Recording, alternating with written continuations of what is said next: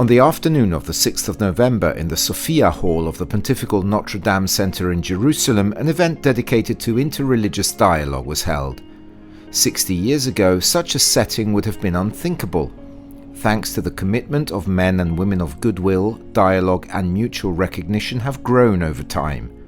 The Interfaith Encounter Association was established a bit more than 24 years ago with the intention to use interfaith exchange as a way to build bridges between communities. People get to know each other in a deep way, and therefore they learn to appreciate the other and they learn to accommodate differences.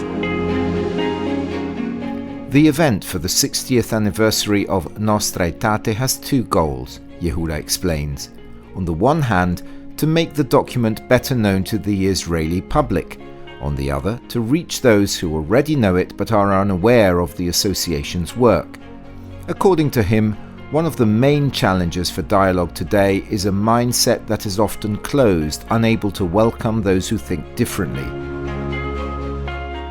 And I think this is the main task of Interfaith Encounter, to encourage people to develop the ability to friendly disagree, not necessarily to agree, but to disagree in a friendly way.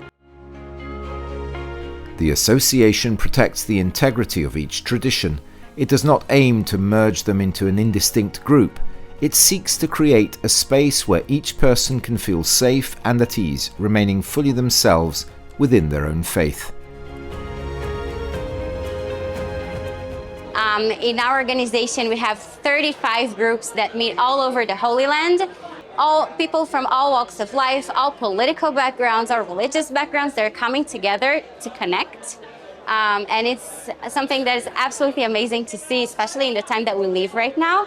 I feel interreligious dialogue has a really, really important role in healing, in connecting, in building, instead of focusing on destroying, on blaming, on hate. We're here to build these connections again. I think religions have a really important place in that, of building a conversation of peace and love and connection, not just to God, but to each other.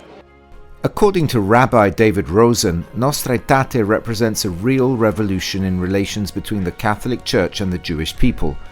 Before this, it was thought that the Jews had been rejected by God because of an alleged collective guilt for the death of Jesus. The document condemns every form of anti-Semitism and deplores hatred and persecution against Jews in every age and by whoever commits them.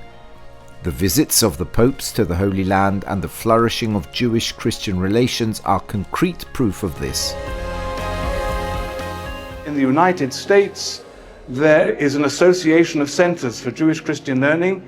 I think now 40 organizations, the vast majority are Catholic.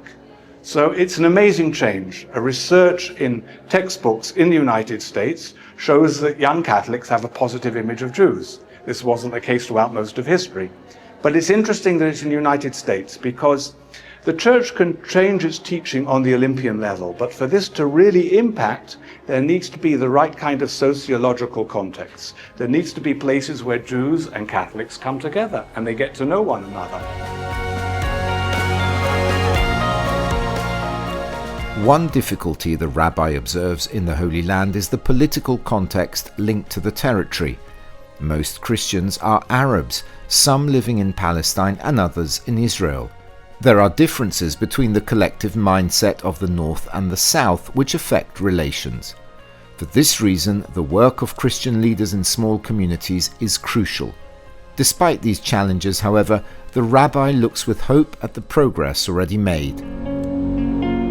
The Christian communities have a very special role to play, both in terms of their very presence, because the presence of a minority is always a real test of how healthy or unhealthy a society is, and also as a bridge. And I hope that we will have Christians play the important Christian role of reconciler, bringing Muslims and Jews together with Christians in a peaceful land.